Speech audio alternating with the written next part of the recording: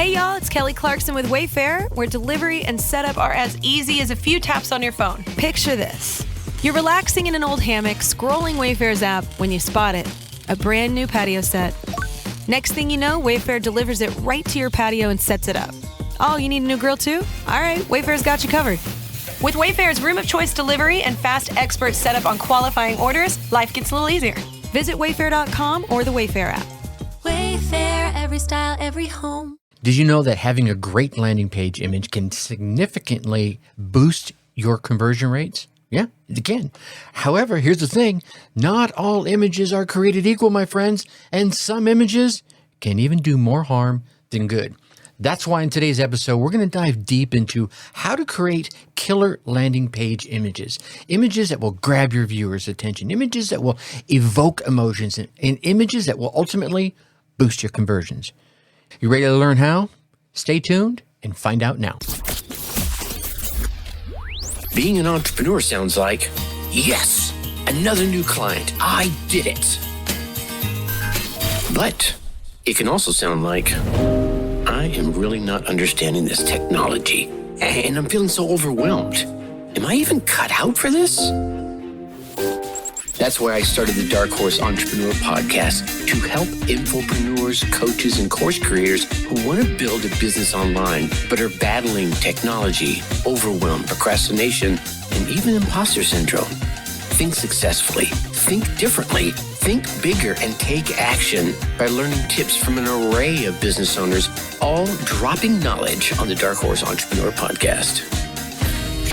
Check us out at www.darkhorseschooling.com. What is up? What is up? What the heck is up, my Dark Horse friends and family? Welcome back to another episode of Landing Page Image Learning. I'm your Dark Horse host, Tracy Brinkman. I guess the question we want to ask today is, are you tired of those lackluster landing page images that just don't convert? Yeah, that's why in this episode, we're going to reveal the power of using the right images on your landing page. We're going to show you how to showcase your product, how to evoke those emotions that will make your visitors hang around and ultimately buy. Plus, I want to share a little surprise tip with you that you might just use to revolutionize your image strategy. So you don't want to settle for subpar conversions. So listen to this episode all the way through and start optimizing your landing page images for some maximum impact. Now, here's the thing. I think if you're still listening, you're probably struggling to come up with that great image for your landing page. Don't worry, my friends. I'm here to help you. And here's the other thing. There's a myriad of resources that are out there that can help you. Little old me, I'm not the go-to source for images. I mean, one great resource that's out there is Icons 8. You could go to Theme? They've got an image area as well. Or heck, with the advent of AI, which I've been toying a lot with, Midjourney.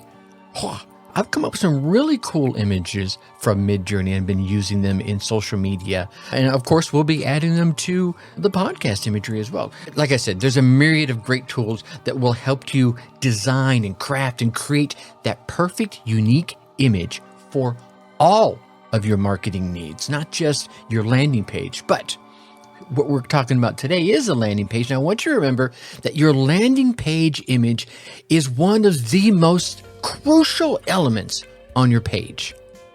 Why? Well, it's because it's the first thing your visitors see. It grabs their attention and you want it to draw them in. So you got to pick that right image. So you're going to want to take the time to select a great image that does a few things. It showcases your product. It evokes some emotion. Whatever emotion you're trying to create, you're trying to evoke inside that buyer. That image should do that. And it should be unique and memorable, all while working in harmony with all the page copy and the call to action. And it fits in your overall color scheme. How many times have we seen that image? It's like, oh, that's a great image, but man, it doesn't go with everything else that's going on the page. It actually seems disjointed, right? You're like, oh, that doesn't quite work. So let's break these down one by one, right? Let's talk about showcasing your product. Look, showcasing your product is essential, and it should be the number one aim you have going on here. Think about a TV ad for, say, a hamburger. I love me a good hamburger. But let's think about a TV ad for a hamburger, for example.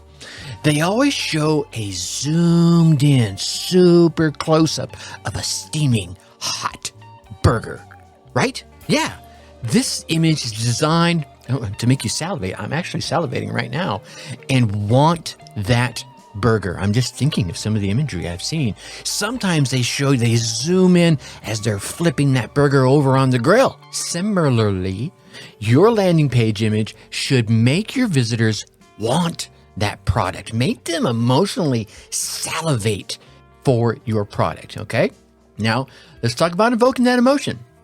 That image should evoke emotion. Whatever emotion you're trying to create as they're going through your landing page, you want that image to do that. Show your customers how your product or your service will make them feel once they have it.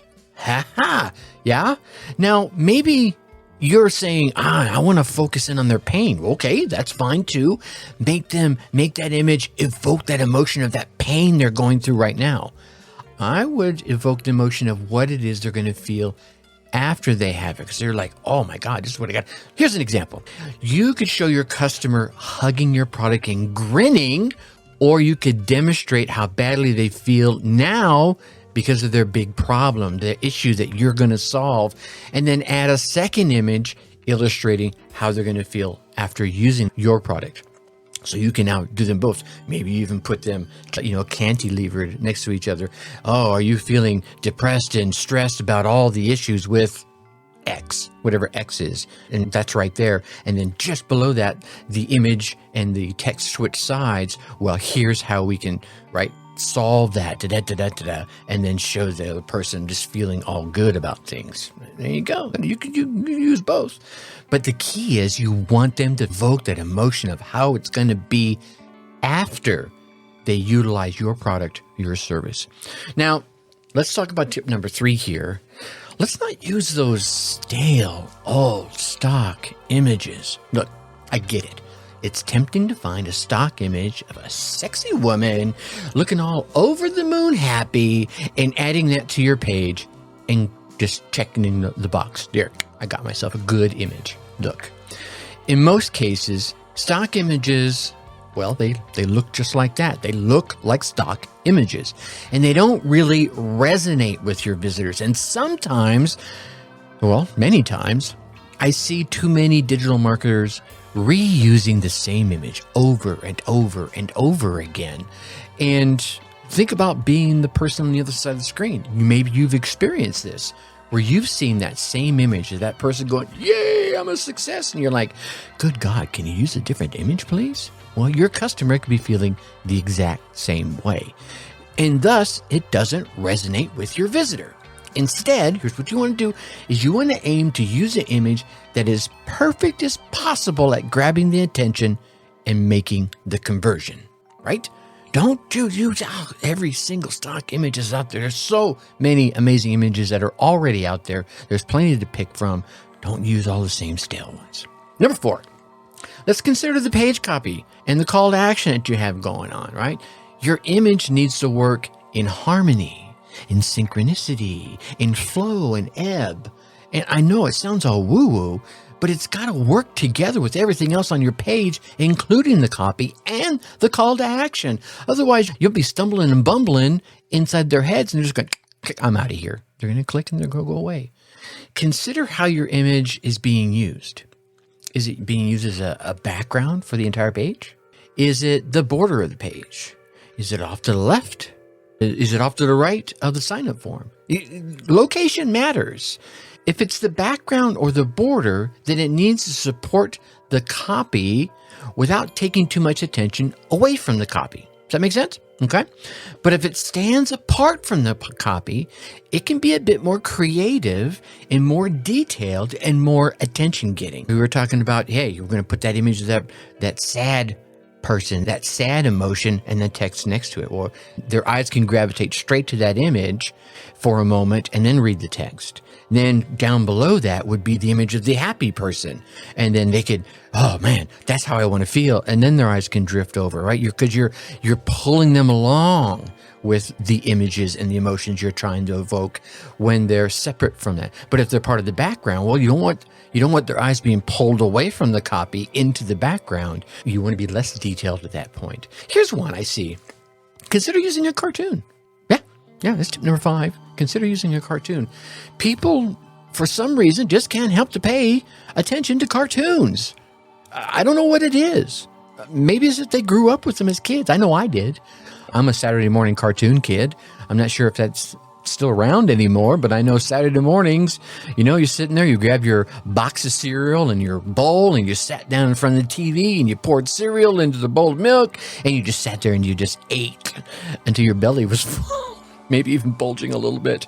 But for some reason, people can't help but pay attention to cartoons. So seriously consider using one on your landing page. If there's at least one cartoon person in your cartoon, it really seems to pull attention even better. The key is to keep the cartoon simple and easy to understand, right? Don't make it overall complex. You're not building a graphic novel here. You're just trying to build something simple that draws their eye in, where their brain goes, I get it. I know what they're trying to tell me here. And it marries up with the copy and everything that's going on. Tip number 6, think twice before you get too damn fancy. I don't know any other way to say it. Things like carousels and autoplay videos and animations and blah, blah, blah, blah, blah really can be extremely off-putting if the viewer isn't ready for them. I see so many landing pages where they want to do everything. I'm going to put this VSL, I'm going to put another animation, then I'm going to, just everything's going on at once, and you're like, right? You're almost ready to pull your hair out. If you do include elements like these, give the prospect a super easy to find pause button. Now, here's one that I personally like a lot, and I've seen it, where the video that's there, when you open up the page, it doesn't start, but it has kind of a GIF thing going on. The thumbnail for the video is a GIF. So it almost looks like the video has started, and it's got a few interesting captions going on there that kind of draw them in. Oh, so it's almost like an animation, right? In the meantime, it has the little play symbol right there in the center of things, so that you realize, oh, if I want to see this, I need to push play. But the GIF is almost pulling them in, right? The images, pulling them in. Oh, I really got to check this out. And quite often for me, it's the captions that are matching what was being said. Oh, you're like, oh, if you want to solve this problem, and this is the problem I landed on the page for, then you want to... right, and that kind of leaves them hanging, and they're like, "Oh, I got to find out what that is," and they click the start button to watch the video. So think about that. Don't overpopulate with all these videos and animations and all carousels and all that noise. Keep it simple, stupid. Right? That's the KISS method. KISS. Keep it simple, stupid.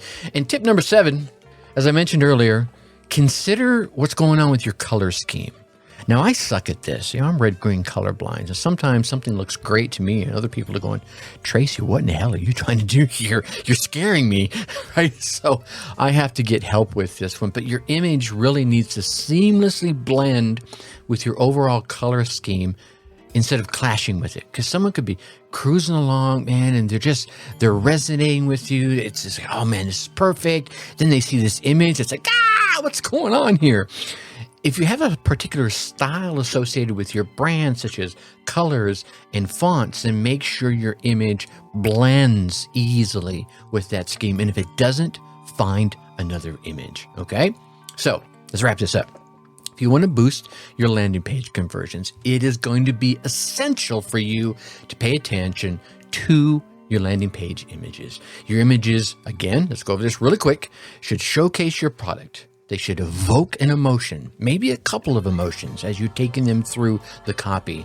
Let's not make them the standard overused stock images. They need to work in harmony with the page copy of where they are at in that page copy and that final call to action. Every once in a while, consider using a cartoon, and then think twice before you get too damn fancy while you're always taking into consideration the color scheme that you're using in the overall landing pages. If you follow all these tips I just dropped right here, you can make sure that your landing pages don't stink, and you'll be working hard to help convert more visitors into customers. Now, here's the thing. Don't take my word for it. Go ahead and test out 1, 2, 3. Heck, test out all of these tips I just dropped here and see which one or ones work best for your landing page. And here's another thing. If you want to learn even more about how to improve your landing page conversions, I would urge you to go check out episode 415. It's the episode titled 10 Proven Page Tweaks to Massively Increase Your Website's Conversions. There you're going to discover even more actionable tips and steps to boost your landing page conversions and grow your business. Here, I'm just talking about images. Over there, we talk about a whole host of other things. And with that, I'm going to leave you as I always do. Think successfully and take action. Thank you for listening to the Dark Horse Entrepreneur Podcast. And you know this! Thanks for tuning in.